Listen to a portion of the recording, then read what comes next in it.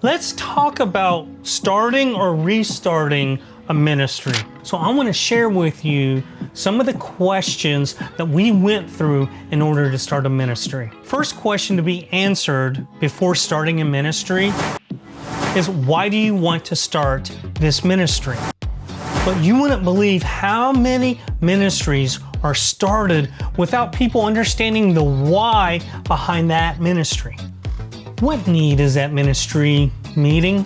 By understanding the why behind the ministry, it'd be easier to make a budget, to plan, to advertise, to understand your target audience. To understand the why just makes things so much easier. I helped a church launch a college ministry. Their why behind starting this ministry is that they had 30 college-age students in their congregation that were not plugged in anywhere. After they launched this, 3 months later, they grew from 0 to 20. They were involved in monthly service projects. They helped out in other areas of the church, and they had a weekly small group going. The next question that needs to be answered before starting a ministry is, what will that ministry look like? Lay out the experiences that you will offer to meet specific needs. It's better to start off small than too big, because when you start off small, there's always room to grow. There's always room to expand. To where you launch big, it's very hard to sustain that, and it's very hard to grow. There was a church that I coached who wanted to start a young adult worship service. Because when they looked at the young adult community around the church, there were a lot that stayed home. So I sat down with the planning team and we looked at the environment that we wanted to create. We wanted to look at the experience we wanted them to have. So we created a plan from the moment that they got out of their car to the moment that they returned to their car. And this environment and this experience met a need that they had that was not being met at any other service. The result was that this service tripled in 6 months. They launched a worship service. 2 months after they launched the worship service, they began small groups.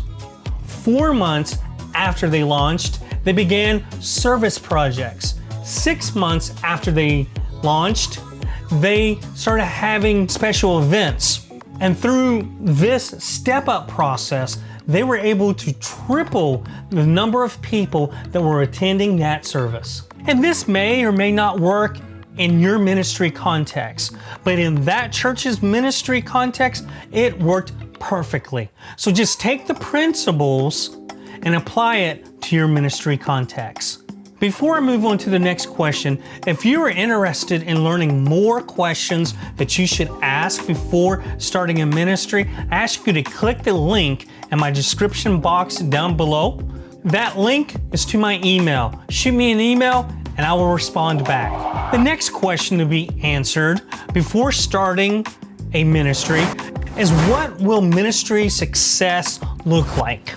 Describe the ministry markers that will be used to determine if the ministry is successful or not. But we need to be very careful, because a lot of the times we believe that bigger is successful when in reality it is not.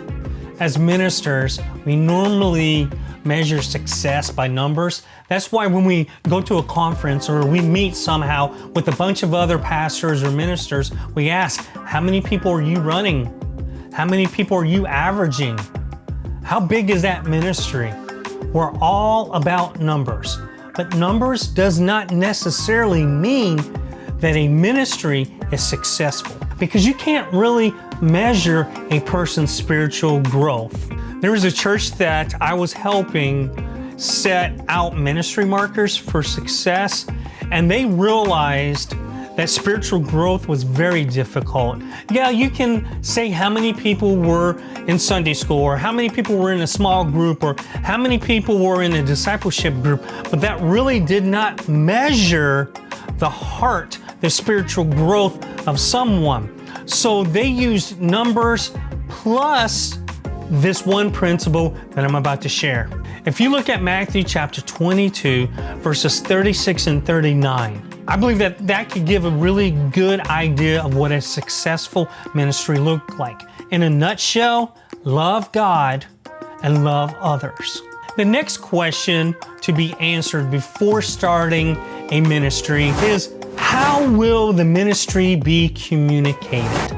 Research what your target audience uses to communicate, then utilize those avenues to get the word out about your ministry. A church began working on their communication, and they wanted to communicate with people inside the church and outside of the church.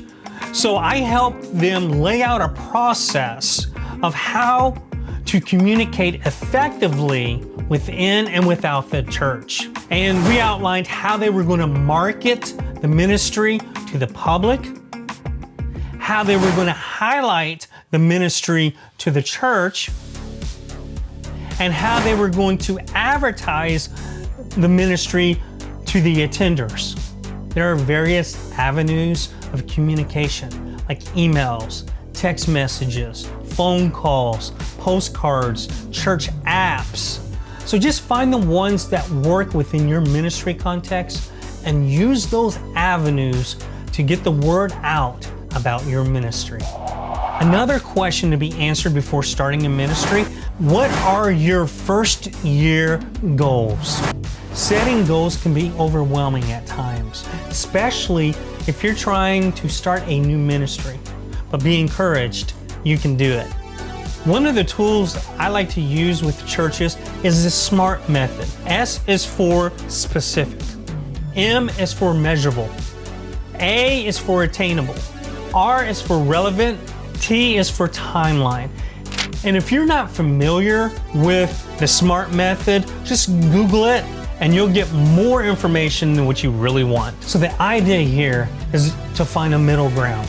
Your goals shouldn't be too high to where you can't achieve them, and they shouldn't be too low to where they're too easily attainable. So find that middle ground.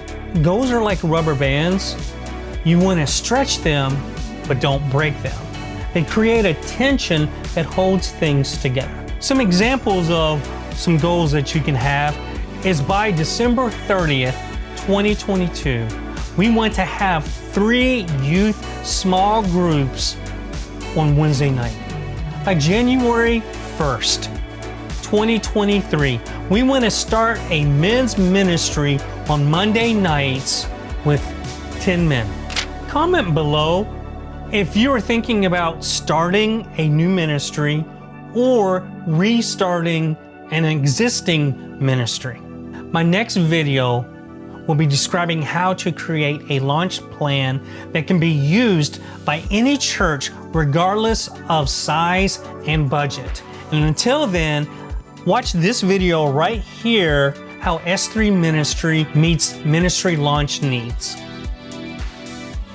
Till next time, thanks everybody.